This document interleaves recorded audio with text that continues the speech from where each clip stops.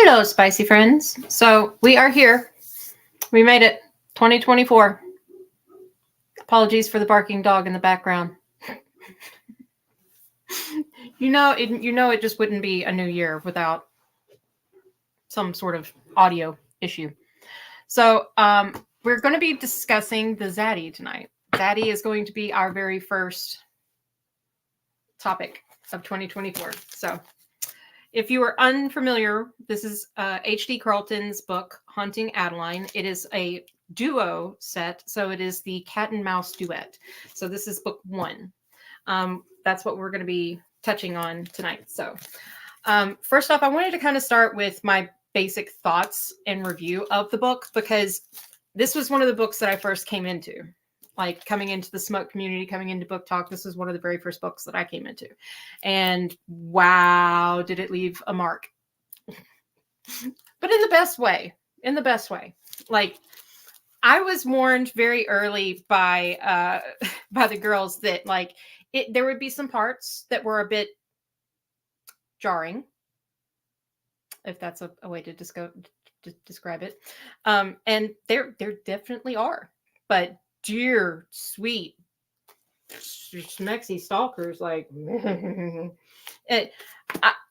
this woman really knows how to write an incredible story. Not just incredibly detailed characters that are nuanced and feel real, but she knows how to properly pace the story, how to do world building without it feeling like an info dump. She really did an amazing job with the book. I was pretty astounded to find out that she was, an indie author. I was like, why isn't this on bookshelves everywhere? And then I read the trigger warnings. So let's go over the trigger warnings again, just in case you guys don't know. So, Actually, no, I can't, because I'll get in trouble for that. But anyhow, she did put in trigger warnings, so you have been warned. So the back of the book says, "The manipulator. I can manipulate the emotions of anyone who lets me. I will make you hurt, make you cry, make you laugh and sigh. But my words don't affect him, especially not when I plead for him to leave. He's always there, watching and waiting, and I can never look away, not when I want him to come closer." And then the second half of it is the shadow. "I didn't mean to fall in love, but now that I have, I can't stay away. I'm mesmerized by her smile, by her eyes, and the way she moves, the way she undresses. I'll keep watching and waiting until I can make her mine. And when she is, I'll never let her go, not even when she begs me to." Which, I don't think anybody would be begging the Zaddy to release them. So the main characters in this book, of course, are Adeline Riley and Zaid Meadows. There are a couple of other characters that are closely kind of pocketed in with these characters, but Zaid and Addie are primarily the focus of the story.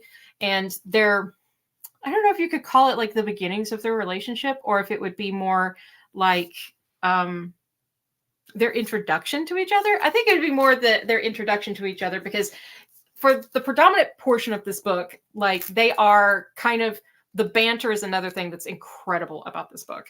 Like, HD did an incredible job of writing the back and forth between these characters, because you really do get the sense of Adeline being, what she says. She's very much the person that's just like, I don't take shit off nobody. So it's very interesting to have that banter and that playback between both of them, because Zaid is like essentially an immovable force. He's not going anywhere. So to give you a bit of background on the characters, Addie and Zaid. Addie is a writer. She's a romance author. And at the front of the book, whenever things start to kind of begin to coalesce, she is in the middle of a signing at a bookstore. She has a lot of social anxiety too, which I thought was really kind of interesting, because when you think of authors going to book signings, you never really take into context what they're having to go through just to be able to sit there in front of scores of people in a line coming to be like, can you please sign this? So it was interesting to kind of get that viewpoint. So that was really cool. Hi, Michaela. I just muddled your name. I'm sorry, Michaela. There we go. Haunting Adeline was your first dark romance. It was mine too. It was my first. I'm still like, I don't think you ever get over your first one. Like, this was my gateway drug, I guess is the best way to put it. But yeah, like there are just some things. Like, what did you find? What did you like the most about it, Michaela? Because right off the bat, I was kind of thrown by a lot of things. But so Adeline's in the middle of a book signing, and then the next thing we hear, I was not prepared for hunting so much darker. Yes, we're in February, we're touching hunting. That didn't sound right. In February, we're talking. There we go. Cleaner. We're talking about hunting in February. That's our second book for 2024. But we're only covering the second half of book 2, which is Hunting Adeline, because Hunting Adeline has teeth. And it takes a bite. But another thing, let's talk about the beautiful cover. Like, girl, did an insanely amazing job with the covers on these. Like, yes, this is my copy. We got into tabbing. But so Adeline's at a bookstore, and then we come across Zaid. Zaid Meadows is a hacktivist. I guess that's the best way to put it. Zaid runs an organization called Z. It's fully funded by his own kind of enterprises, but he is slowly working his way through all of the world essentially. But right now, the focus of this story is in Seattle, Washington. So he's working his way through the kind of seedy underbelly of Seattle, getting rid of sex trafficking rings and pedophiles. So it's a noble job. It's a noble thing to do. And normally in most of the books, the thing that struck me the most, Michaela, was reading this about Zaid and finding out that he wasn't doing this out of any kind of personal experience. He wasn't traumatized in any way. He didn't know anybody that any of this had happened to. He just morally felt it was reprehensible and wrong and thought somebody needed to do something about it. So instead of, just letting people go about it their own way, he actually took the initiative and was like, I can do it. Why not? Which, is kind of a different way to look at the world when you think about it. Yes. Zaid's morals are very different than what society would have you think a person's morals should be. Yeah, it does touch a lot of sensitive topics. Like it asks a lot of questions. Like whenever we come across Zaid and him, running into Addie in the bookstore, you really have to kind of ask yourself, does this guy seem like he's okay? Because like there are moments where he just like drops entirely into love with her. Like it's just like, it's not falling, it's just plummeting more or less. And in that moment, he's just like, this is it. This is all I want. This is all I need. This is it. And Addie is just sitting there completely oblivious to what's happening. So both of them, Adeline in the first book is around the age of 26. And she's been writing books for anywhere from, I believe, 5 to 6 years. She's been writing books. So she could have written anywhere. The average amount of books that an indie author writes in a year is anywhere, I think I've wrote it down here, anywhere between like 5 and 10 a year. So 5 years, if she's doing 10 books a year, then that's 500 books. But she has a very successful career as an author. She dropped out of college at the, much to the chagrin of her family. That was another thing that I ran across in this book that I was kind of, me and Addie both have family issues. So the mom really was not a favorite character of mine. Sarah, what is her name? Serena, I think is how you pronounce it. I could be wrong. But she's a realtor and she wants Addie to kind of have a more stable life, I guess is the way to put it. But it's really just kind of a unique way that you learn to deal with your family. And Addie's way is to basically just tell her to. So That was really that. I'm not gonna lie, I liked that moment. That was a favorite moment of mine. It really is. HD Carlton did a great job. I almost DNF'd after the signing, but I'm glad I didn't. The mom kind of grows on you.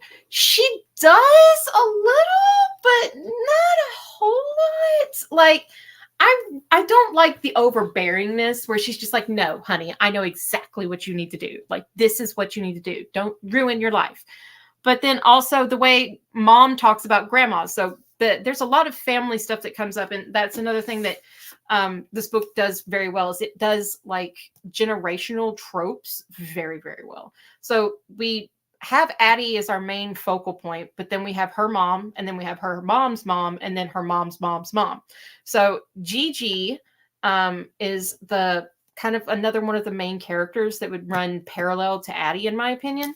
She is Adeline's great grandmother, and she was murdered in the house that Addie now lives in. So she is kind of at one point thrust into trying to discover and find out what happened to Gigi. And it becomes like a real passion project, but also it kind of almost makes her a little bit more accepting, in my opinion, of Zaid and his attention.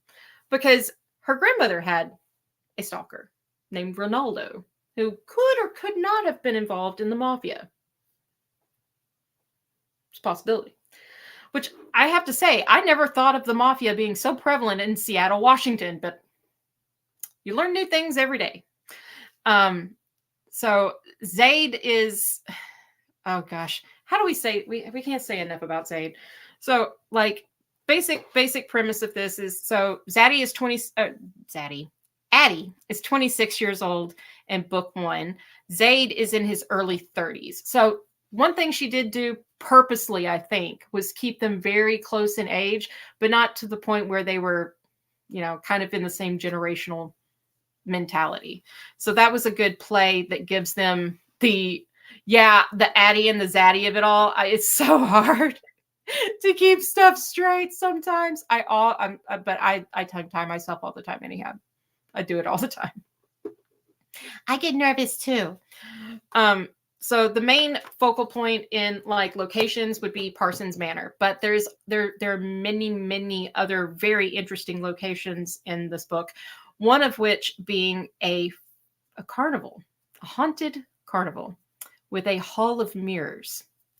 I will not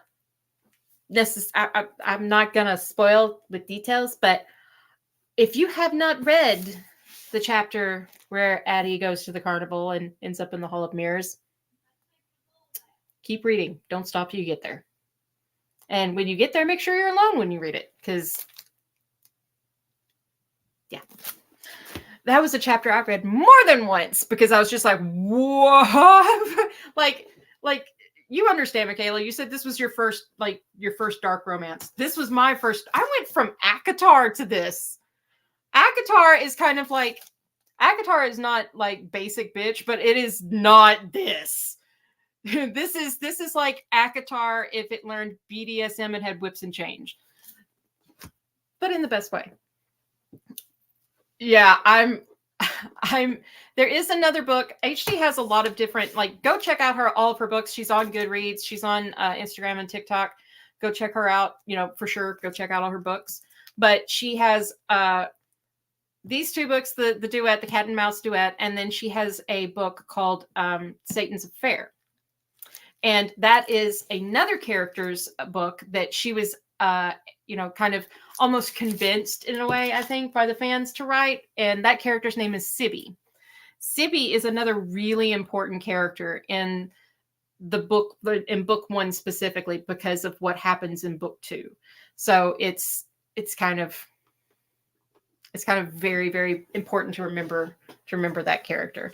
But Zaid is kind of, when you think of stalkers, you kind of think of somebody being like a peeping Tom or something like that. One of my favorite characters was Daya. How do you say her name? Is it Daya or Daya? Because part of me wants to say Daya, but then another part of me wants to say Daya. I want to say Daya. So Daya is, I I've had some friends like Daya. I'm not gonna lie. The ones that are just like taking your phone and like texting dudes that you would rather them not text, and then yeah, things happen. But she also keeps on Addie's ass and makes sure that she's 100% okay. Like she does not let anything bad happen to this girl. So, and one of the interesting things about Daya is that she is also a member of Z. She works for Zaid. She doesn't know this, but when she finds it out, was one of my favorite parts in the book. I'm not gonna lie. When Daya finds out that Zaid is Z, she comes rushing down out of the upper floor, and Daya, okay, we're gonna go with Daya. But when she comes rushing down out of the house and confronts Zaid, and he's just like, bobbing out of the way when she's trying to punch him. He's just like, whatever. And he's like, you might want to be careful punching your boss. I am the one that signs your paychecks. And she's just like, you are him? And he's like, yeah. But then she looks at Addie and is like, I thought we didn't like him. And Addie's just like, things change, The only question I have about that is, number one, how did Daya not know that things had changed? Because from what was happening in the woods, on the way back to the house, against a tree, in the car, and then in the house, all over the house, apparently, how did she not hear the things that were happening? I mean, the sounds alone, like, was she just like totally passed out? Because the sounds alone would have given you more than enough information that they made up. If you know what I mean. Like, I'm not gonna lie, this is one of those books that this book will make you blush if you read it out in public. Which, I'm not gonna lie, there were a time or two I did take it out in public, and I was just kind of sitting there reading, and the next thing I was like, okay, we're just gonna like clutch this a little closer. But I mean, this is a book that I think everybody would and should recommend to people who are interested in dark romance, because it is handled in a very respectful, but also a very not conventional way. Like it kind of like the thing I love about these books and about HD's writings of these books is that she kind of offers you the chance to make a choice. She's like, okay, so this is happening. How do you feel about it? It's almost kind of like, she almost feels kind of like a therapist at time, where she's like, okay, so Zaddy and Addie are doing this. How do you feel about it? Or Zaid's doing this to Addie. How do you feel about it? Addie's having this reaction to that. How do you feel about it? It's a book that makes you ask a lot of questions as you read it, which is something that I love in books, is that it gives you the options of deciding for yourself how you feel about the character in that moment, how you think it's going to play into the overall story. Like it's one of those books that really makes you think. After one of the first scenes in the book, when Zaid and Addie are face to face, I had to pause the book. Yeah, there's quite a few infamous scenes in here. One of which that a lot of people will. So there's the pew pew scene, and then there is the if I catch you, I you, the hide and seek scene, which I'm actually that one was kind of my favorite, because I thought it was hilarious that she stomped on his foot and then ran. I was like, really? That's the move? You think that's going to be enough? Oh, yeah. Just like, But, I mean, Zaid is he's not like, he has romantic aspects, but let's not get him confused with like, Damon Salvatore, or, somebody that you would think is like, oh, he's dark and he's mysterious and he's, broody, and this is not Angel. Okay. This is Zaid. Zaid is a different, like, I think I could actually say pretty assuredly that there isn't another character like Zaid. There isn't, and I don't think there ever will be another character like Zaid. Yeah, he knows what he wants, and he knows what he likes, and he's very specific about what he likes.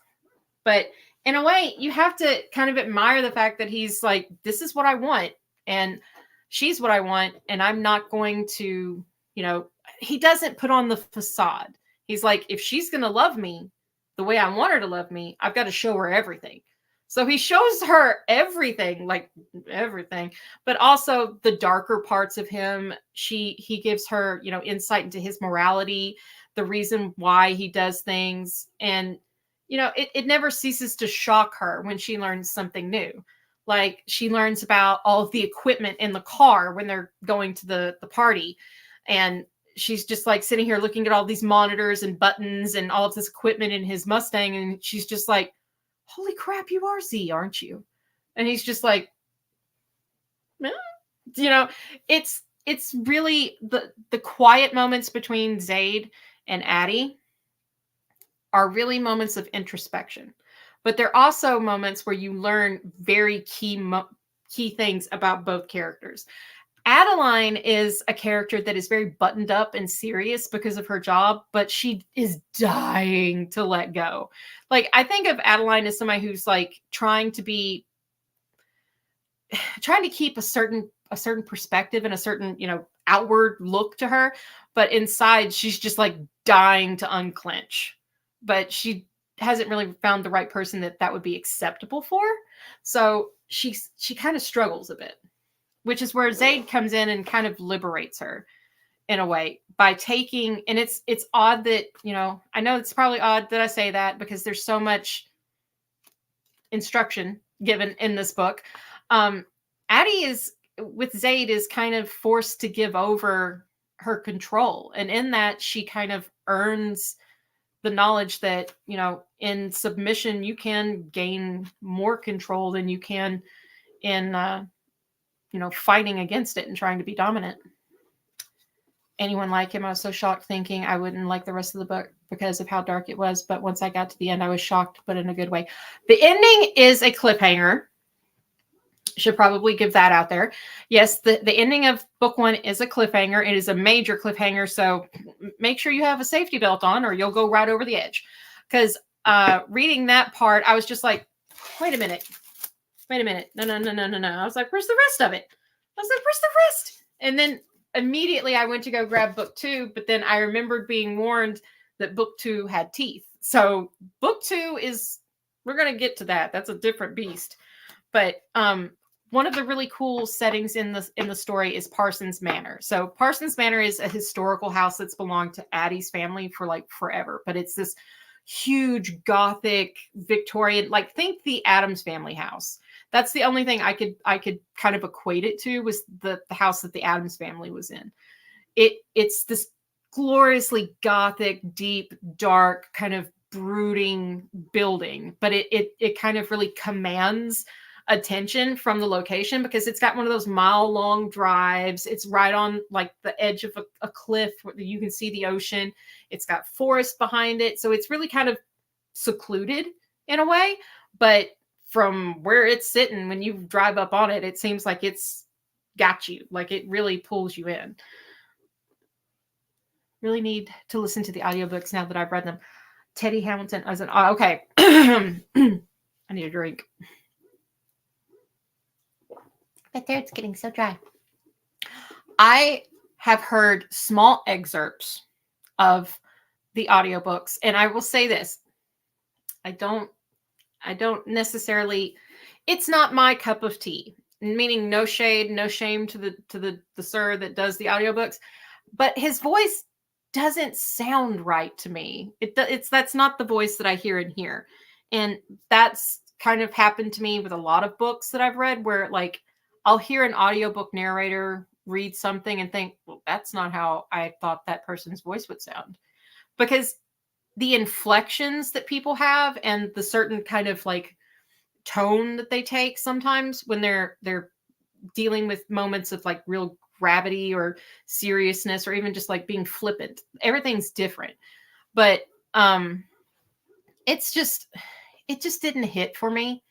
I always tell people to read the trigger warnings, especially for book 2, not for the faint of heart. This is true. Be careful. Yeah, it's just his voice doesn't fit. Like we all have our own private mind, our own, mind palace that we kind of people with, fan casts and, voices and things that we've pulled from videos or, other characters that we would associate, even though I don't think there really is a character you could really associate with Zayd. Like if I was thinking of any character that could not even like not come close, but would be in the same realm as Zayd, it'd be Batman. That's how far you have to go to find anything that's kind of relative to Zayd and his mentality. Zayd is unflinching, unquestionable about his drive to do good.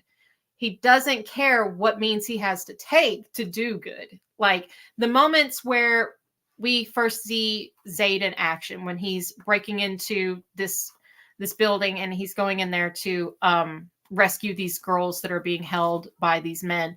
And he very clearly states to his people, like, there's blood everywhere. Those girls better not have a drop on them when they walk out. Like, he is so detailed about everything that happens to these children, and everything is so important to him that he like is so critical with it. But he also, takes the chance and the time to like give them space. Like, it's not like he rushes in, saves the day, and then scoops them up, because he realizes that these kids have gone through things and they don't want to be, you can't just, having affection for a child is one thing, but going about what that child needs versus what makes you feel good is an interesting mentality that she brought to the forefront in this character. She didn't just make him, the white knight that rode in and saved everybody.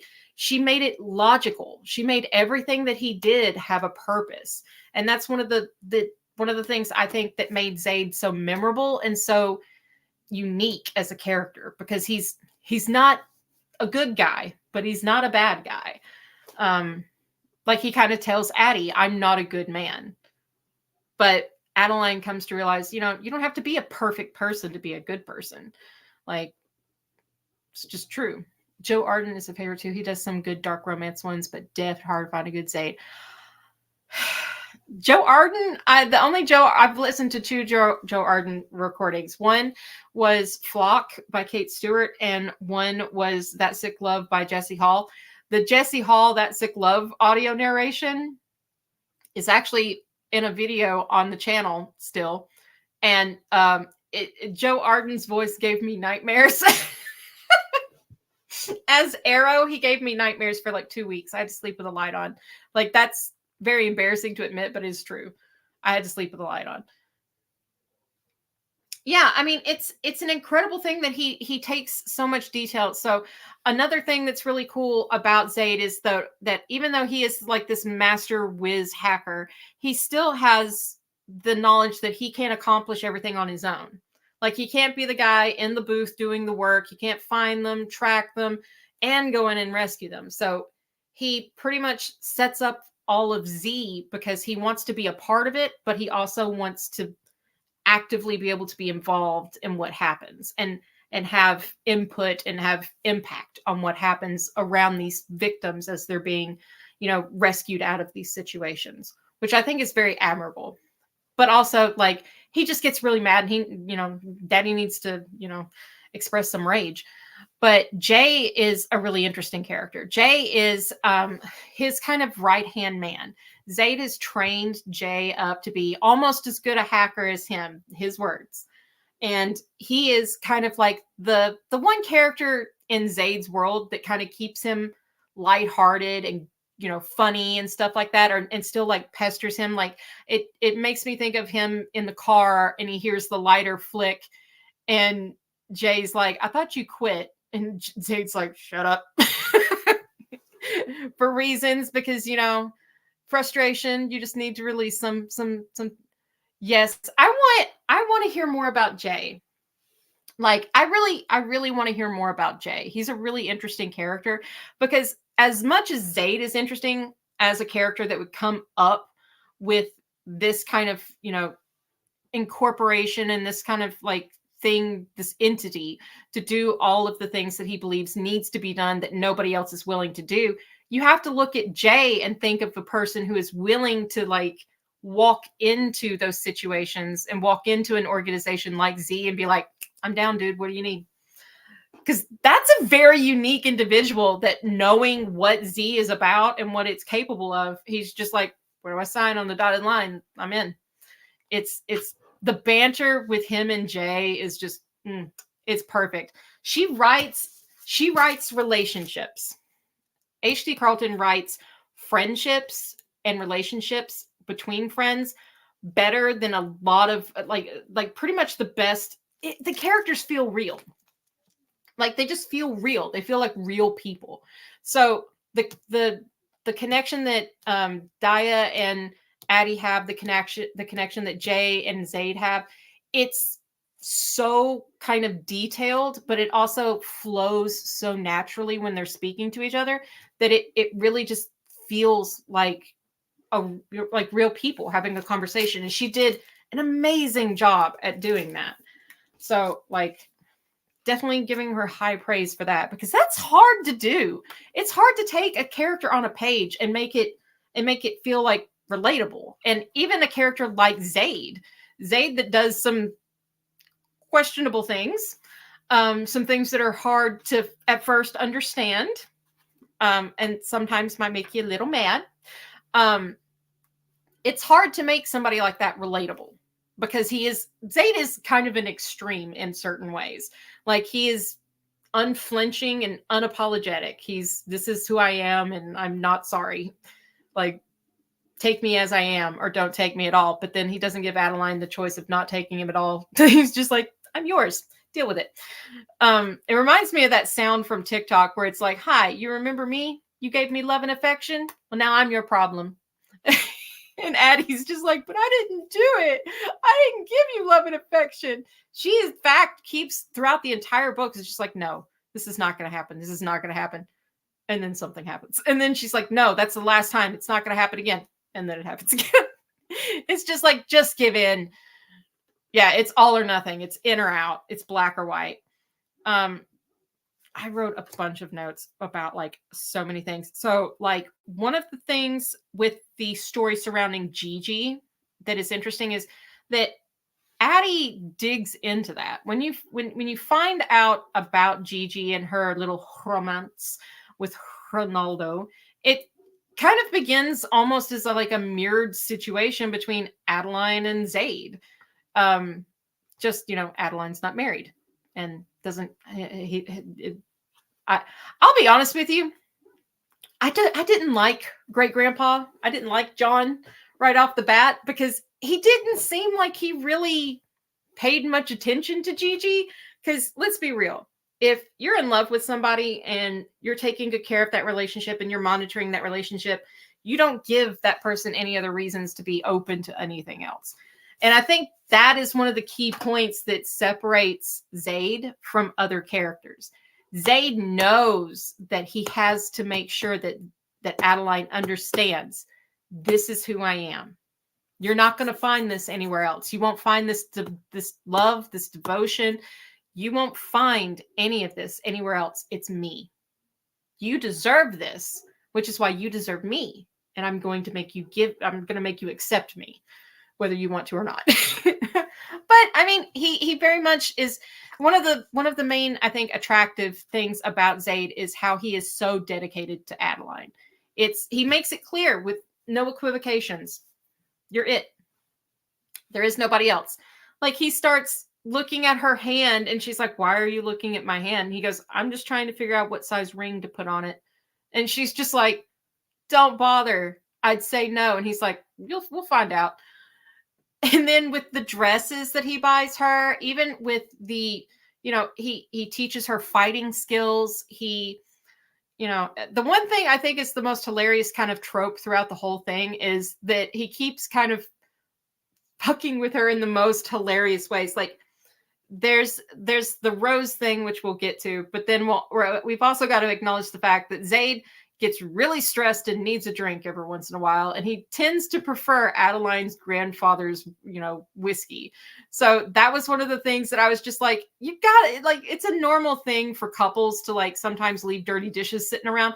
You got to know that was the main thing that was pissing Adeline off every morning when she came down the stairs and saw that glass. She was just like, I just freaking washed it. Like, come on, man. You clean up after yourself. Like, I would have left a note on the counter and just been like, if you're going to break in and drink my booze, can you at least clean up afterwards? Thanks. So, one of the things that Zayd does throughout the entirety of the book is he gifts Adeline roses. Roses. And he makes sure to cut all of the thorns off of the roses. So, one of the reasons why he does that is because his mother used to love having roses all over their house. And Zayd was worried as a kid that, he'd never see the roses again after she had passed. So she gave him a plastic rose. And that way he would always have, a rose. It was a beautiful thing. And it's a very sentimental aspect of Zayd that, when coupled with everything else that he kind of throws at Adeline, you wouldn't think like that it's like that has purpose. But there's a moment in the book where he makes it clear to Adeline, I want to hurt you, but I also want to bring you pleasure. Like, I want to make you feel good, but I'm going to make you question things about yourself. I'm going to make you really examine who you are as a person. And I'm going to make you wonder if what you want is really what you want. And in retrospect, when you think about it, him doing all of the things that he does to scare her in the beginning, then leaving the rose is kind of like a balm. Like, oh yeah, I broke into your house and I've been watching you through cameras, but here's a flower. I love you. Here's a rose. It's kind of like the smallest thing of just like, yeah, look, I'm not that bad. Fighting with her morals on how she knows it's wrong to be attracted to him at the beginning because of how creepy he seems is interesting to see throughout the book. It's one of the things that I think we've all at some point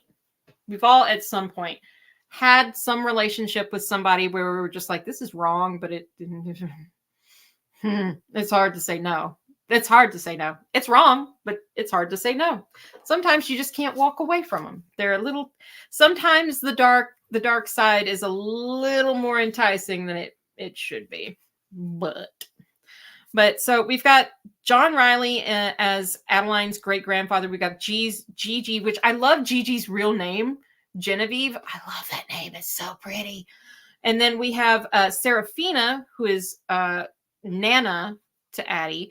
Now, Adeline's Nana was kind of odd to me. Like, I do love the fact that she still had a flair for the dramatic. Like, that seems to be something that all of the women in that family have. Even her mom with her bright ass pink lipstick and her blonde hair and, the suits that she wears as a realtor. They're all, kind of elegant and, kind of extra in their own ways. Adeline's extra by kind of the way that sometimes she chooses to dress or that she kind of like behaves when she's all loosey-goosey. Like the predominant thing that makes Adeline's real personality come to the surface is either when she's hanging out with Daya or she's drunk. The incident at the club was one of the first things that, okay, so the first thing that kind of made me angry in the book, I will say, was meeting Grayson. Grayson is a character that thankfully we don't see very long in the book. He's a bit of a dick. And I do love the way that, like, I love the way that H.G. Carlton wrote that moment between Adeline and Grayson. She literally wrote it as like Adeline's, waiting for him to get done making out with her neck. Like, he's just sitting there like on her neck, and he's like, it's not going to generate another mouth. Can we move past this? Because it's one of those things where the guy's just thinking he's doing so good and he's like hitting all the right spots and he's turning you on, when really you're just like standing there rolling your eyes, just like, can you please just move on? Like, not every spot needs to be salivated on. Like, just stop. Because we've all had moments where we've had a guy do that and just been like, can we move on? Please. But I mean, I did not like Grayson. Grayson was a previous person that Adeline had known. And after we talk a little more about him, we're going to discuss the the rule that Zaid had for men and Adeline, which was a very particular rule with very particular consequences.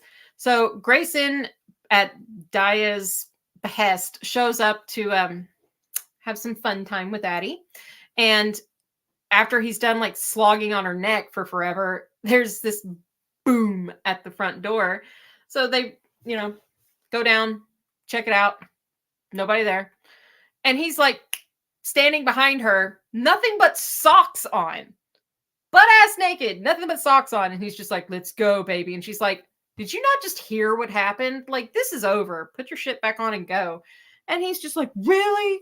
Throws his hand, like knocks a hole in her wall, tells her to f off, and then goes home.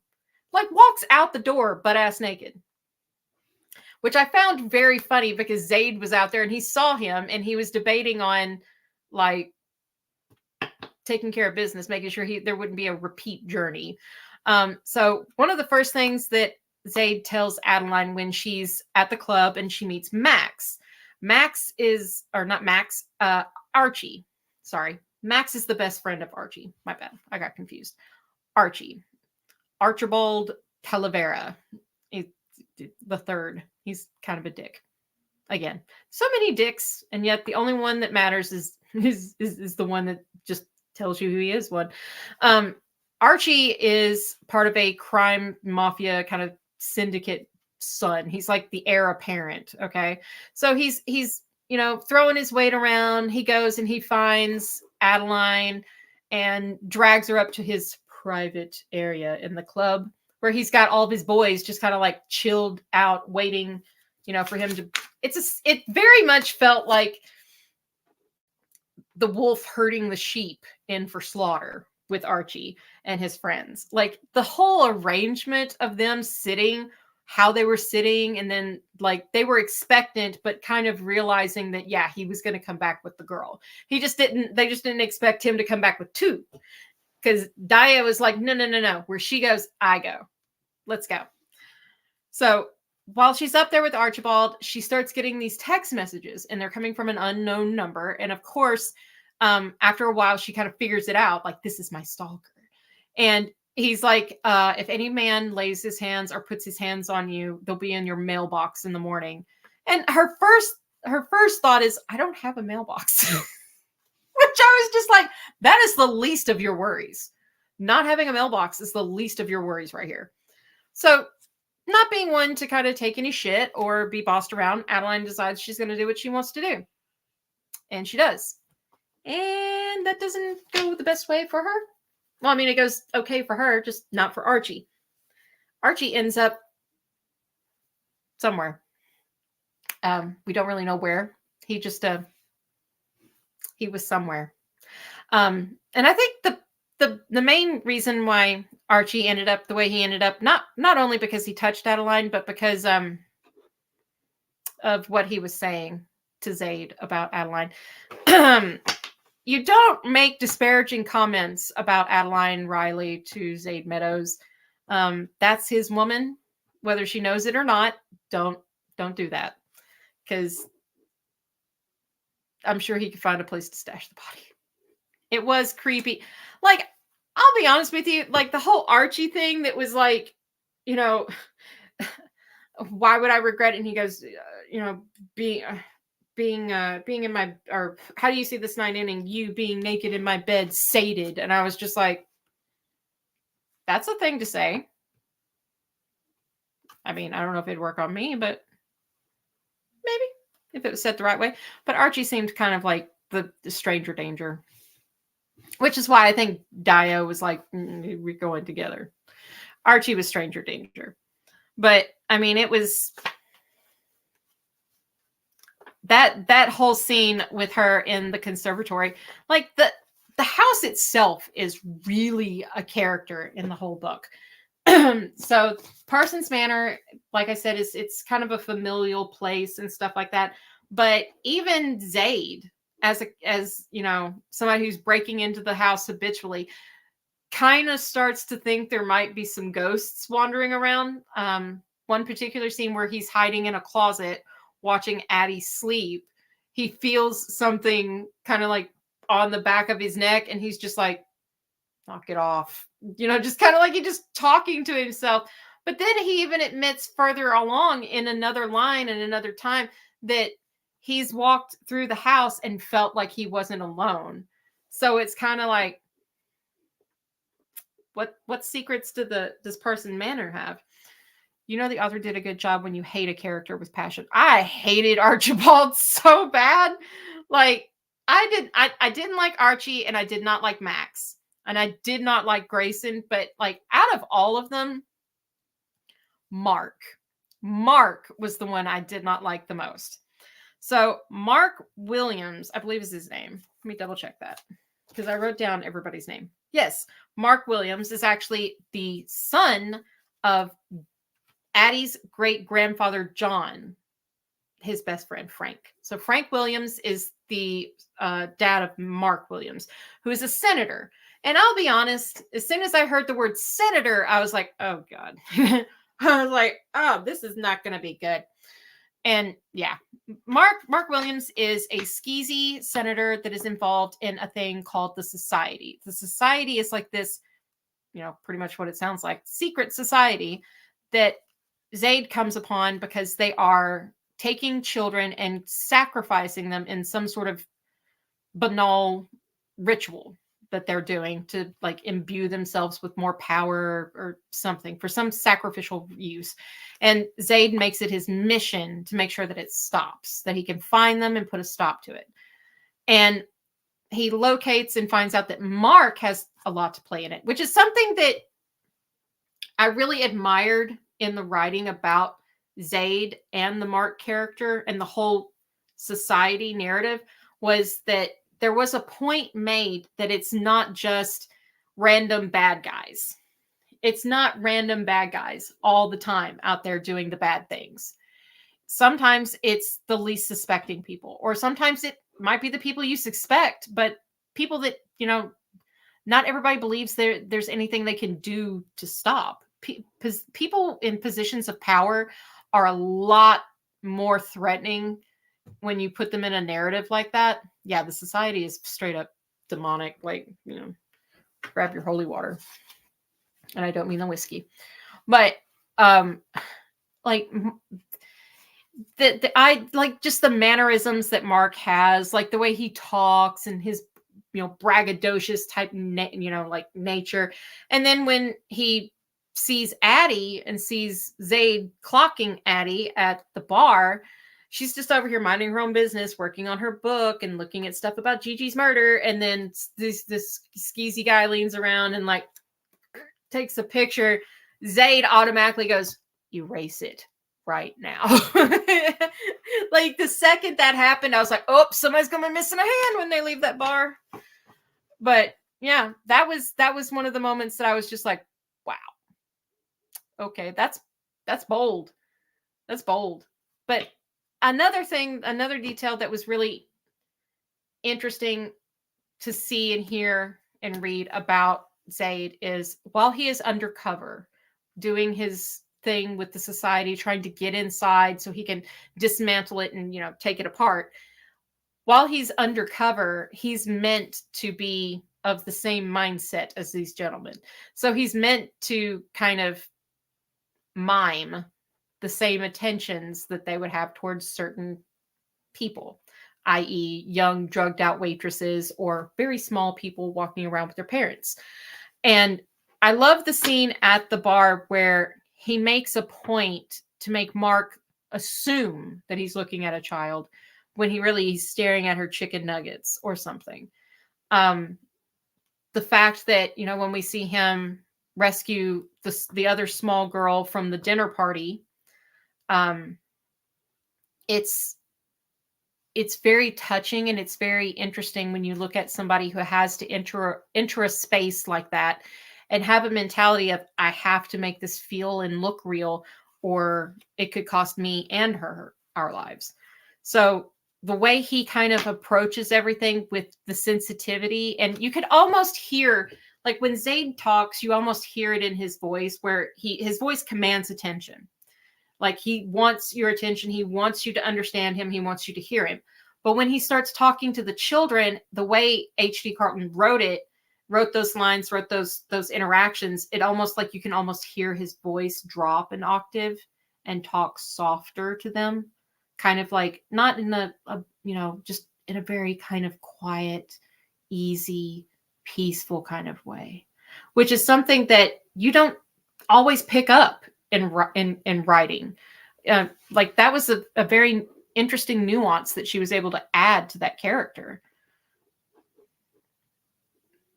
With who was behind it all, I never guessed who was at the beginning. I didn't know what was going on for the longest time when I read this. I've actually read Haunting twice. So I read Haunting the first time through, and then I paused, and then I started reading Hunting. And Hunting was hard to deal with. So as a balm, I picked this one back up, and I was reading this one in tandem with Hunting. And I'll be honest, it helped. It helped. In the hard parts on Hunting, in Hunting, I was able to kind of like set Hunting aside and go back into the, you're not going to understand why I'm saying this, but this is happier. I know it doesn't make much sense, but this is a happier book. Book 2 is, well, you'll see in February. But I mean, it's one of the interesting things. Another character that we have that kind of comes out of the shadows in Zaid's world is Ruby. Ruby is kind of like almost the only tangible person that we can link to somebody that's related to Zaid, because she was friends with Zaid's mom. So there's a special relationship there between Zaid and Ruby, but the interactions between them is kind of, you almost see that, yeah, Ruby's a little older. She makes the comment, I used to wipe your ass, that sort of thing. So it's kind of like, she's older than Zaid, but she pays him the respect because she understands that, he really is a good guy. He's really doing something, that should be admired. Yeah, reading it in tandem, it helped. It still hurt, but it helped more than I thought it would be. So throughout the entirety of the film, we learn a little, or film. I see movies in my head when I read, so that's why I said film. I'm sorry. A lot of this doesn't make sense because I'm so sporadic in my brain pan. But yeah, while I read, I'm one of those people that sees the mind movie. So I've already cast Zaid, Addie. I've cast them all. I enjoyed the movie. It was very good writing. Like, I would absolutely love to see this made into a film. She's so good. She's so good. Like, she gives shit, but then she's just like, all right, calm down. Like, you could kind of picture her as like the aunt that was just like, back off. All right, take it down a notch. We're not getting snippy. Back off. But like I said, I want to see this made into a film. Or HBO. Can we get her like a series or something? Because she could write one. I'd watch it. You have a dedicated following that would watch it as well. HBO. Please? Like, trust me. Call her. I in no way represent H.D. Carlton as anybody that manages her. So please don't anybody take that as that. I'm just making a suggestion as a fan of the book. Who did I cast as Zaid and Addie? I know it's going to sound weird, but like as Adeline, I always pictured Emilia Clarke. Like, she just has that kind of innocence and that kind of face that kind of makes it very easy to connect with her. Emilia Clarke is an incredible actress. I absolutely love her. As Zaid was a lot harder for me to pin down in more ways than one. But like, I can't even remember who it was that I picked right off the top of my head. Like, I'll be honest with you, like, Tyler fills in a lot of roles. Like Tyler could be Zayd. He really could. Like he has more of the face that I'm used to, but like there is also, I think it was, what was that guy's name? Oh, Richard Madden. That was the guy. That was the one that I picked for Zayd. That was my Zayd. May not be everybody's Zayd, but that was my Zayd. If you don't know who Richard Madden is, he's the dude that played Robb Stark in Game of Thrones. I don't know what's going on with my hair, but okay. We're doing things now. There we go. He played Robb Stark. And I absolutely love him. And the reason why I thought he would be an incredible person to take that role would be because he's done The Take with Idris Elba, and it was kind of in the same realm as things. He was a pickpocket. He wasn't a pickpocketer. He was, he was a thief, not a hacker, but it was still close enough that it would make sense. If it wasn't him, Max Irons.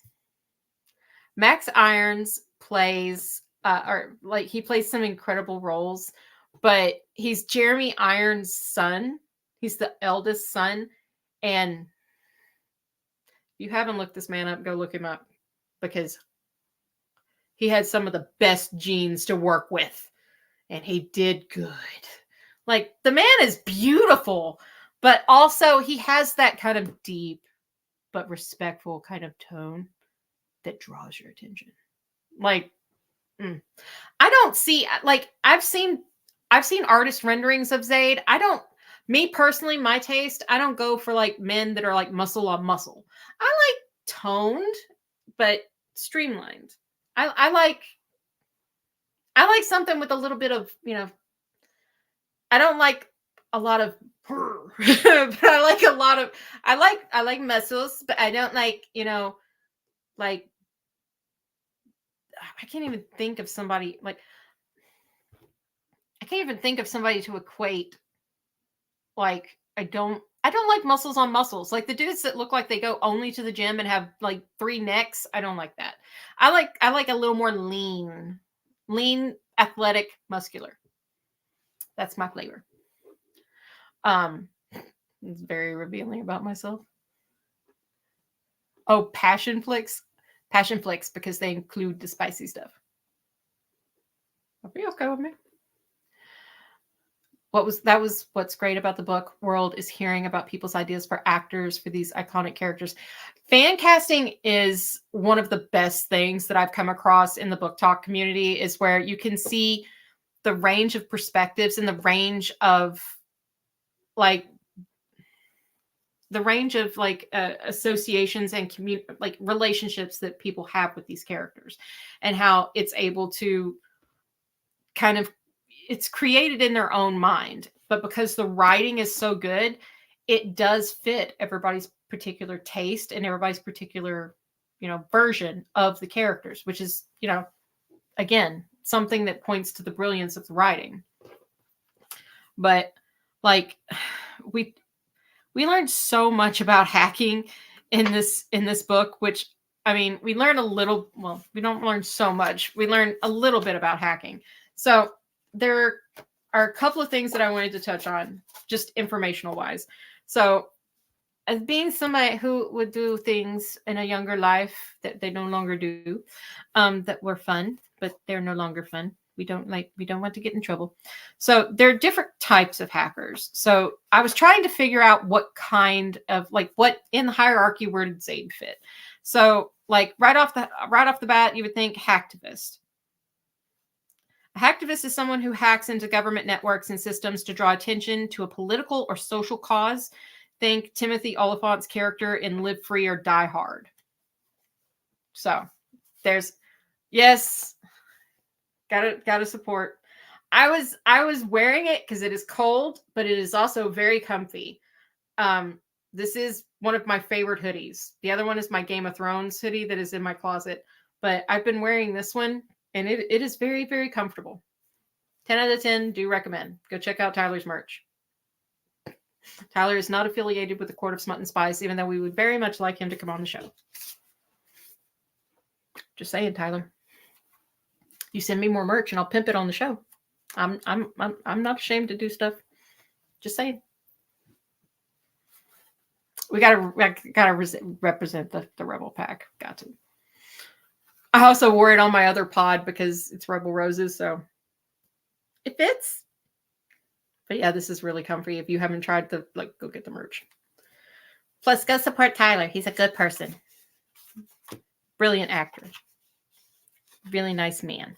So I don't know where I was. So like essentially there are two type of hackers that would fit for the character of Zaid. So I think primarily Zaid would either fit into the elite hackers, which are the cream of the crop in the world of cyber criminals and are considered to be the most skilled hackers in their field. They often target high revenue organizations. So the reason why I think he fits pretty well into the elite hackers category is because Zaid has a very particular way of funding his organization, Z. Zaid funds his organization by hacking into larger corporations and siphoning off money from those corporations. Sometimes they're corporations that have hired him to do kind of like internal tests on their security and things like that, or they've hired him to break into somebody else's stuff and steal their information for them. So while he's about it, he just kind of helps himself. But he also creates and sells illegal technology to different people. Doesn't really care as long as they pay, and it lets him do what he needs to do. Which I could understand why he would not be that worried about building something and handing it off to somebody, because let's be real. If Zaid Meadows built something himself, set it up himself, had everything to do with it from manufacture to all the way to handing it off, he knows the intricacies of it, and he knows that if it's going to be used for something bad, he can shut it off. Like, this man has fail-safes on fail-safes. She did a great job with the hacking stuff. It's very detailed, but it's not like to the point where it makes you feel like you're trying to pick apart every nuance. Like it's very, very character appropriate, and it helps build the world the way that she shaped everything. But so like that would be the elite hackers. The only other one is the gray hat hackers. So there's a white hat, red hat, blue hat, green hat, hacktivists, elite hackers. But the two that I thought that he fit the most best in would be the elite hackers or the gray hackers. So gray hat hackers are in the nebulous area in between. They're not malicious, but they're not always ethical either, which does fit with Mr. Meadows. He's not bad, but he's not good, but he does kind of like have his own, I think he picks his own targets, if you know what I mean. So coming from that, I really do think that overall, I think he fits the elite better than he does the gray, because the elite hacker has the ability to do everything that the gray hacker does. He's just better. So like technically, if I had to choose, like Jay would be a gray hat, Zaid would be an elite. So that's kind of where I'm leaning on that. White hats are like, they're the goody goodies. They test, security. They, all above board. But it was really kind of interesting to find out that like he was, legit just siphoning money off of other people's stuff. But I was just like, that's the way to do things. Because I mean, logistically, if you look at the entirety of the organization, like Zaid talks about, the locations, like there are different cells in different cities, different locations within cities and that sort of thing. So when you take a kind of like a breakdown of the entirety that is the organization of Z, you have to take into consideration what it costs and what it would require for one person to be able to kind of keep everything moving. Because if one cell goes down, one place isn't doing its job, then that creates a hole for, the fish to get through the net. So him siphoning off money from bigger corporations and him stealing, essentially kind of Robin Hooding a little bit. Like he steals from the bad guys to fund things for the good guys. But I will say this, one of the things that I found interesting with the aspect of him looking into Mark's financials and things like that, the senators and stuff like that, I was like, okay, so what would he do if, he like, what is the big thing about doing all of this? So hackers have this innate ability to find really, really decent people to do things for them. If you've ever met somebody who's very good with computers and has low morals, or a kind of flexible moral fiber, you'll understand that most hackers that are out there, to my knowledge, have either really strong opinions on who they are and who society is, or how things should run and how society should be. So when I started looking up about Mark's financials that Zaid looked into, knowing that he's siphoning money off of bigger corporations that are sometimes government funded, I wanted to look and see. And so the United States GDP is $25.46 trillion. To run Z for a year, the entirety of Z, which runs worldwide, you would need at least $6.8 billion a year to run the organization, to keep it up and running at all times, which is one of the things that I liked about the book as well, that HD incorporated, was that the organization that Zaid runs and that he has set up and built on his own, it doesn't stop. It's always, the cells are always moving. They're always doing stuff. They're always helping. They're always locating new victims, saving people. Like, they're literally doing stuff constantly throughout the entirety of a day, a week, a month, a year. They're constantly doing things. It's not, on a case by case basis. And, we're going to weigh the good over the bad. Should we get involved in this? Should we go after these people or not? Zaid doesn't give a shit. If it's trafficking or if it's these kids being harmed, I don't care what it costs. You get your ass in there and you take care of business. That's what makes Z as an organization so different from so many other things that you could read in like a cop drama or see on TV or something like that, because it's very like, we did the case and it's over. There's no more bad people in the world. That's not real. She wrote everything to kind of very much make it feel accurate and very real, that, he kind of has his eye on everything that's going on, which is kind of unique when you think of all of the things that he has to do. But another thing I was wondering about with Dea was, how did Z find, how does Zaid find people like Jay? How does he find people like Dea? How does he find people who are willing to, kind of jump in the deep end with him and trust him that, he's really the good guy? Because do we ever really know if somebody's the good guy? And my thought on it my logic behind this would be, he would have, if you're into hacking, you're always surfing, you're always looking at things, you're always moving within certain circles. So what I figured was Zaid would have certain, like, either phishing or malware, blah, blah, blah, phishing or malware running out in these locations that would act as a net. They would pull in so many people that would, kind of type in the right code, hit the right button, whatever. It would net them in, and then they would be met with like an automated message that would say, you have 10 minutes to figure this out, or we're going to melt your hard drive. And they would figure it out real fast. And then he would kind of like gauge them on their ability to do it, what they would do to execute, the fail safe and that sort of thing. And if they pass the test, then he would give them a location via GPS coordinates. And then they would run into somebody like Jay. There would be a Jay essentially at every single cell that would take new people in, kind of put them through orientation, and then set them into their cells and have them out and about and running. That made the most logical sense to me on how he was netting people into Z.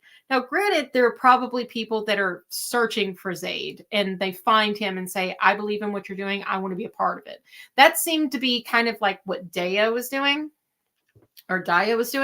It kind of seemed like she was already out there in the world actively looking to try to be found by them or to find them herself. So that was kind of an interesting detail that she was able to add that I really appreciated. But that was the way I kind of figured out, like, how they maybe were able to find, all of those particular people that would be willing to set, kind of like team up with, Team Z. Since we did mention that this is going on in Seattle, Washington, I did a little goofy thing. So we know that Addie was at a bookstore for her signing whenever Zayd ran into her. Zayd was leaving his work area, his building. This duet does great with showing that the world is not good and evil or black and white, if that makes sense. Yes, it does. The world depends. The world is what people make it, essentially. If you're a good person and you want to do good things, then your view of the world may be that you have more to do or you have less to do. Zayd's mentality seems to be very, very much, he realizes that he's a bad man that does good things, and that doesn't necessarily make the world okay. Like, he's not finished. He keeps making that point. I'm not done. Like, I won't be done until I'm dead. I'm going to continue to do this until I'm dead or until they're all gone. Like, that's his mission, to stop it all. And if he can't stop it all in his lifetime, he's going to make sure that it continues, which is something that you don't normally see with, people who have agendas like that. It's not really an agenda. It's almost kind of like his mission. Like, that's his life. He's dedicated himself completely. Another thing that I loved about Zayd was the fact, and I know this sounds really bad, but as somebody who has struggled with mental health issues in the past and still does a lot, the idea of him not hiding from his failures because of his scars, the scar here, the scars that he has on his body, the idea that he doesn't hide those or doesn't like shy away from them. Like he's like, I don't hide from my failures. That was one of the things that I really enjoyed about Zayd's character, was that he was so aware that failing is a learning experience. Failing at being able to manage something, failing at being able to survive something or navigate something properly, it's a learning experience. And not everybody's going to get that right. So the fact that he kind of looks at those scars and says, I know not to do that next time, or I know to do this next time, or I know to go there the next time. So it's really it was a unique thing, because you don't normally see characters that are kind of written almost in a quote unquote hero-esque type way take accountability for the things that they've done that may have ended badly, not just for them, but for other people. So that was something that I found really kind of endearing about Zayd. Hi, Kalina. He is just open and possesses every aspect of his life. Yes. And I think that's why he's so open and honest with Adeline, is that he wants her to understand, like, this isn't me just trying to convince you of something. This is me showing you who I am. This is me. Like, this is not a buffer, including his scars. Like, let's be real too. Scars on a man are hot. Hi, Kalina. Yeah, Kalina and I got called out for repping the squad. I was like, if Tyler will come on the show, I'll wear every single piece of merch he owns. I'll buy every single piece, and I'll wear every single piece for the entire episode if Tyler will come on the show. The scars.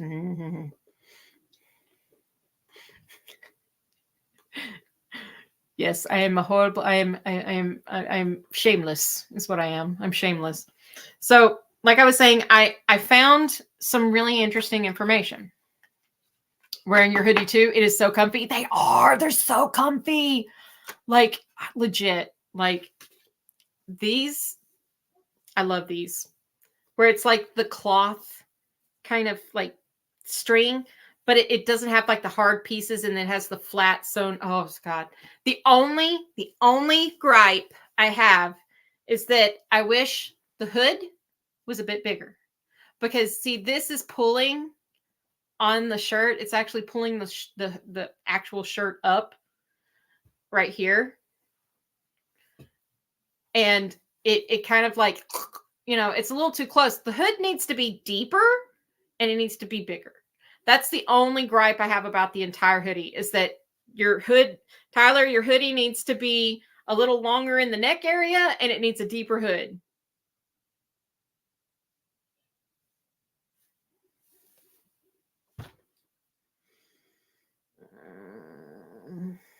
I can already hear the double entendres. I am never going to hear the end of that at the next live. Oh my God. That's almost as bad as me being like, yeah, Tyler subs. Oops. Hi, Square. Yes, I know. I still maintain what I said. It needs a deeper hood and it needs to be a little longer in the neck area. That way it's not pulling the shirt up and choking you. I mean, we like to be choked, but in particular moments. I'm glad you're having fun. I'm trying my best to, like keep everybody entertained, even if it means I embarrass the shit out of myself. But okay, they're rolling out. Okay. So one of the things I was able to find, there are places that are mentioned within the book. So you have the bookstore where Addie does her signing. You have the burger shop, which is Zaid's favorite burger shop. And then you have the club that Addie and Dea go to. So I was actually able to find in real life places in Seattle, Washington that would attribute themselves to the same places in the book. I don't know if that was intentional or not. I just thought it would be fun for shits and giggles to go and actually look and see if I could find something that correlated. So we know that Zaid's favorite burger shop is off of 3rd Avenue. So when I went looking at 3rd Avenue, downtown Seattle, Washington, there is a burger joint, I shit you not, right off of 3rd Avenue called Great State Burger. So shout out to Great State Burger. Can I please get some burgers for the rest of my life? That would be nice. Or at the very least, you should give HD Carlton like a lifetime, thing for burgers. I don't know if she lives anywhere near there, but she could always go there if she's traveling. Burgers are burgers. Burgers are good. I did look at their menu. They do have very good ratings. So Great State Burger is the unofficial favorite burger shop of Zaid Meadows. So if you're in Seattle, Washington, go check them out. The second place I was able to find was the bookstore that Addie may have had her book sell in whenever they ran into each other. So in relative to the burger joint, we know that Zaid was heading from his place to the burger joint, which means that the bookstore was within that realm, that area, that plot. So there is a bookstore within reach, and it's not that far from the burger shop, and it's called Elliott Bay Book Company. And they do primarily have quite a few indie authors on their shelves. So it's plausible. It's another in real world thing that just kind of correlated a little bit, and I was just like, I got really excited. So if you want to, go check them out as well. Their bookstore looked absolutely gorgeous. Like I just spent like 20 minutes just flicking through pictures, looking at the inside of the bookstore. Like it's a little slice of book heaven. So pretty. Freaking cool. Creative. To be honest, my creative writing teacher in college always says, write what you know, just change the little details. Just a little bit to make it unique. But the last one that I found was the nightclub. So the nightclub is where Dea and Addie run into Archibald, and where Zaid goes to visit Max, which I'm not going to lie, Zaid going to have a conversation with Max was by far one of my most favorite points in the whole book that wasn't sex related. The fact that he was just like, all right, let's go take care of business. Like no shit's given, went straight in there and was just like, hey, boys, just sit down. Like it was, he just walked into the place and just fucking owned it. Like as soon as he walked in there, that was his place.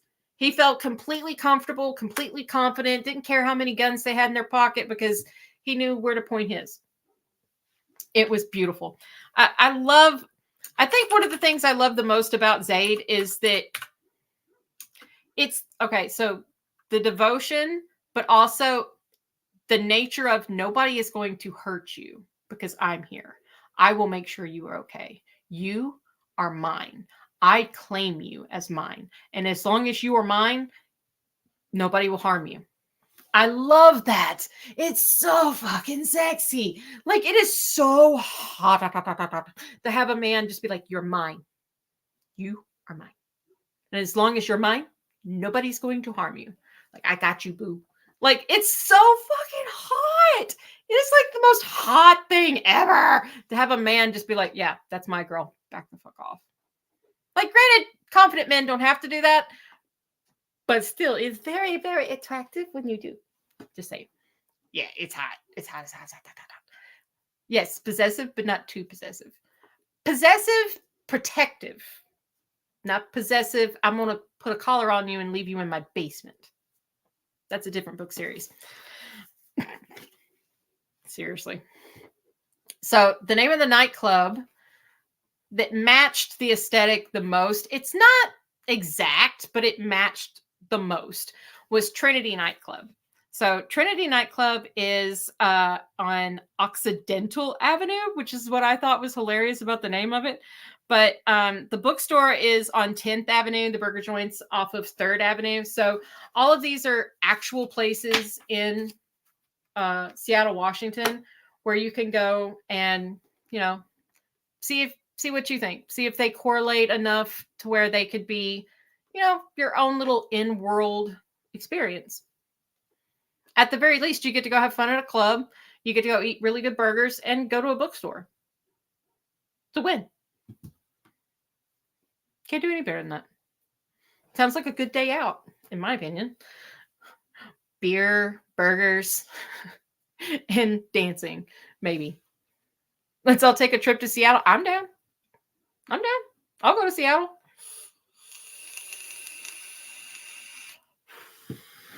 We'll go on a, what do they call those? Not a treasure hunt. What do they call them? Scavenger hunt. There we go. My brain finally kicked in. We go on a Zaid and Addie Zaid Meadows scavenger hunt. Could be fun. But like overall, so Kalina and Michaela, I think Square's still here. You guys have read the book, so what would you, out of 10, what would you rate the book? I'll let you guys answer, and then I'll tell you what my rating would be.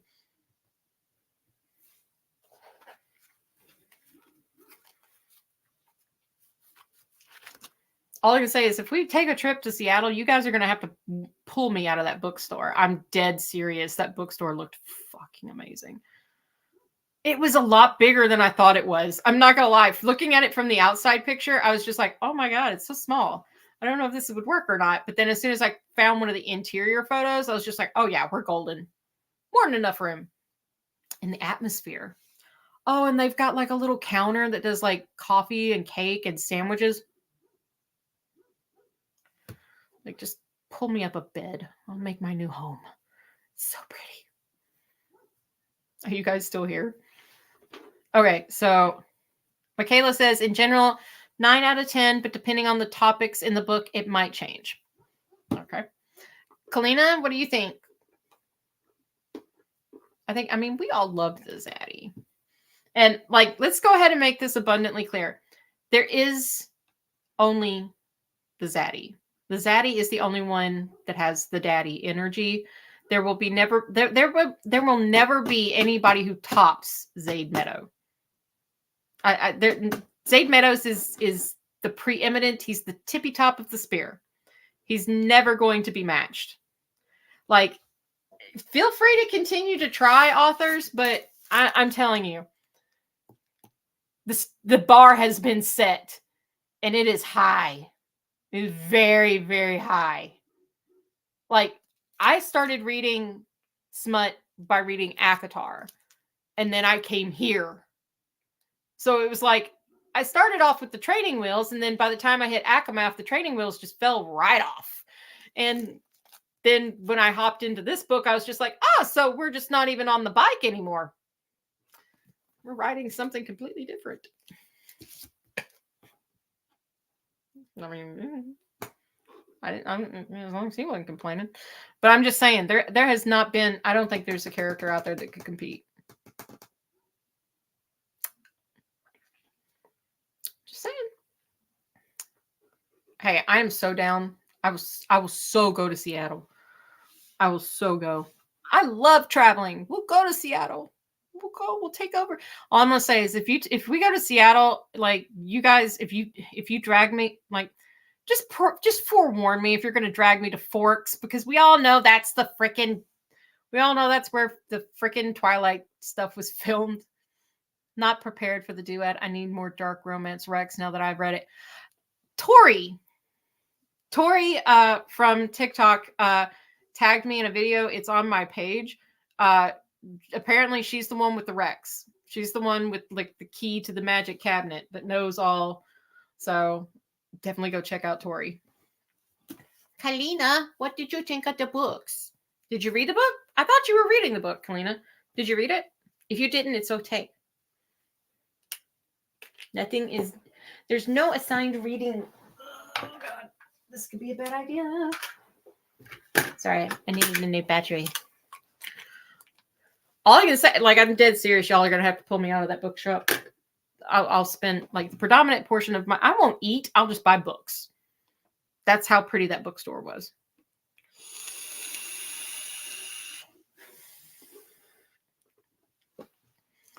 I've only ever seen the first 50 Shades of Grey movie. I've not seen the second one. So, like, I've seen all of the Twilight several times because my mom's addicted. Hey, I went to go see him in theaters. I wanted to go see what everybody was talking about. I even read all the books. I mean, for what they were good. Well, how would you rate book 1 out of 10? Like, you've got 10 stars. How many can you award? I was confused, like.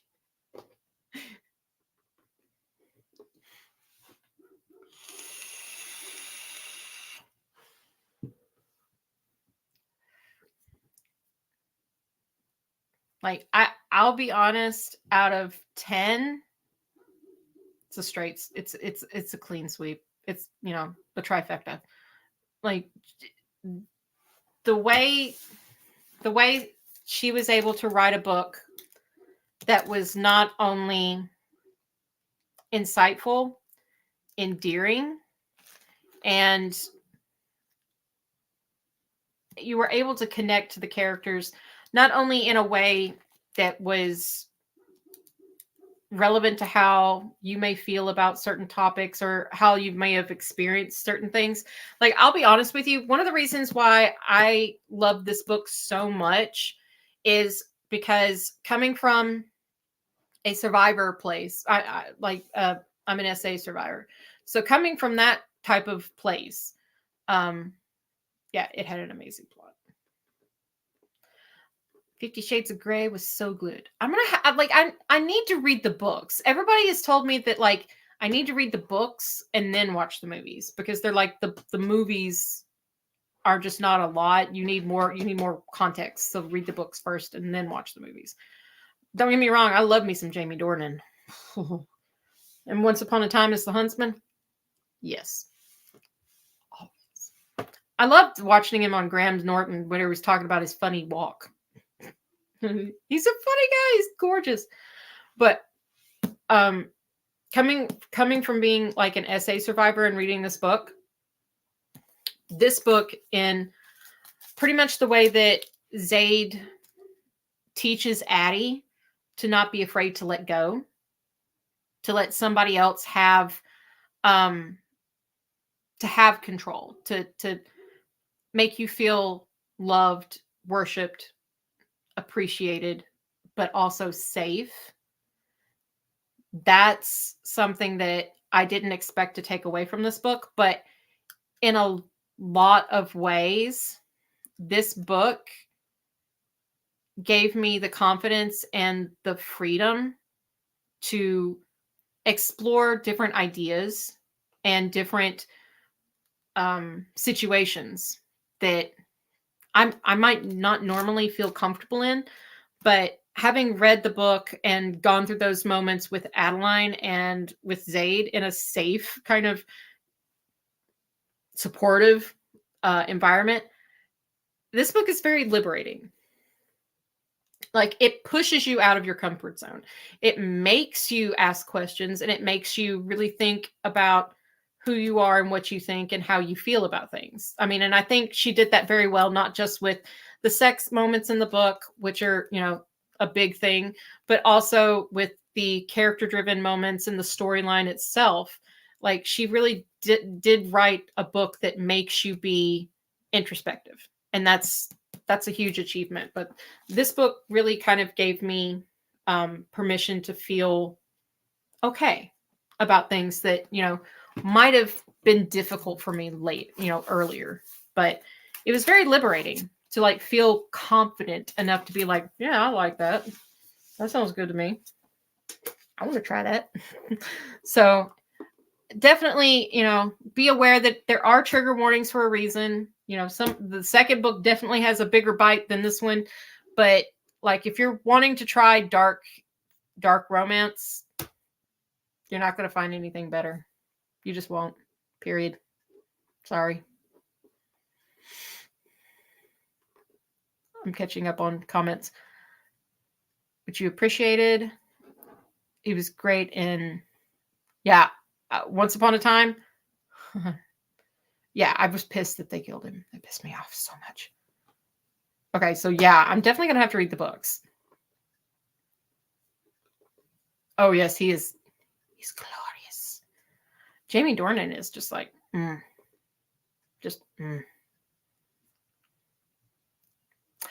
loves the Hook. Everybody loves Hook from Once Upon a Time. I was a Mad Hatter girl. Sebastian Stan all day, every day. Like, yes, please and thank you. Like, the pew pew scene had my jaw on the floor. So yeah, the pew pew scene was a little. I was just like, excuse me, you what? You what with the what with the where? What? But I mean, so top moments were the theater, the Hall of Mirrors, the forest, the tree, the car, the house.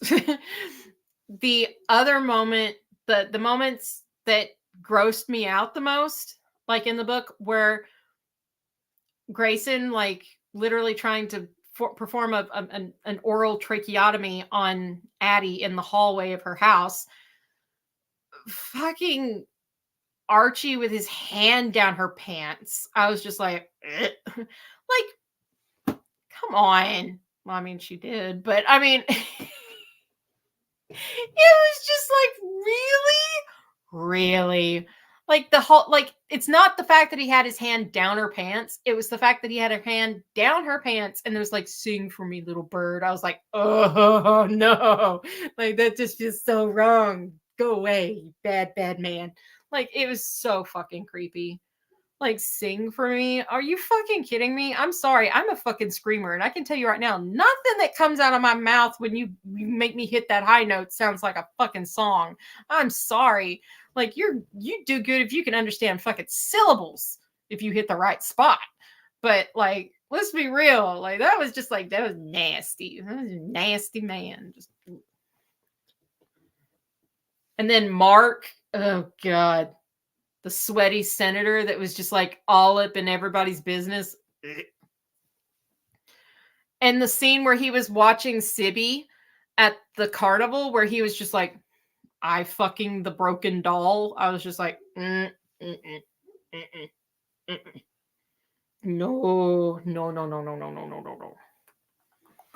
That is just ultimate creepy.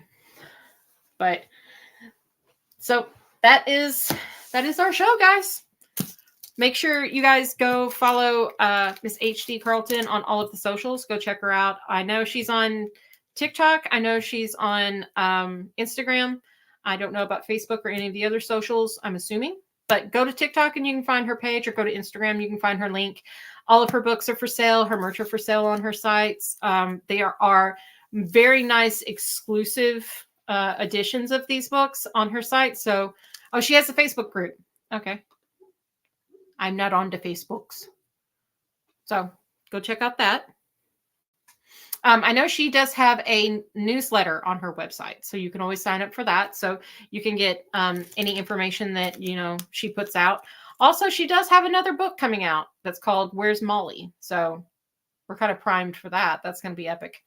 But make sure you guys go check her out.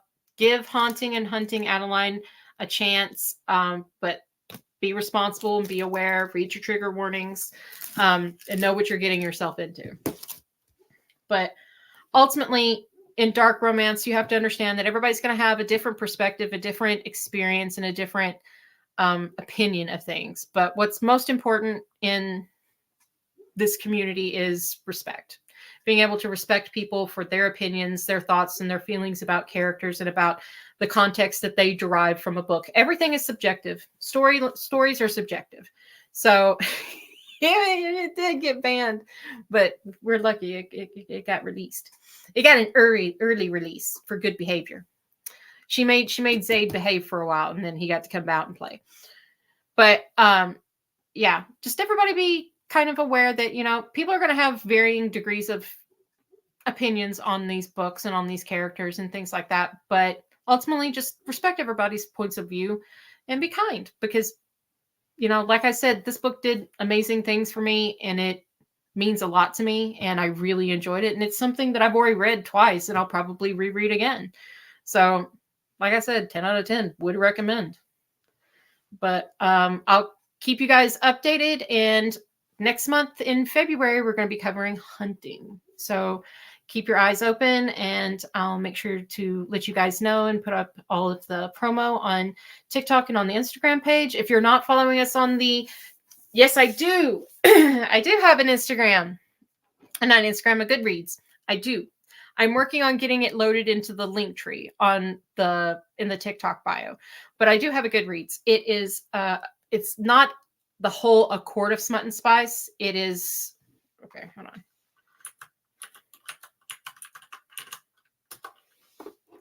It's these. It's like that in the description. Well, let me make sure. I don't want to tell you anything difficult.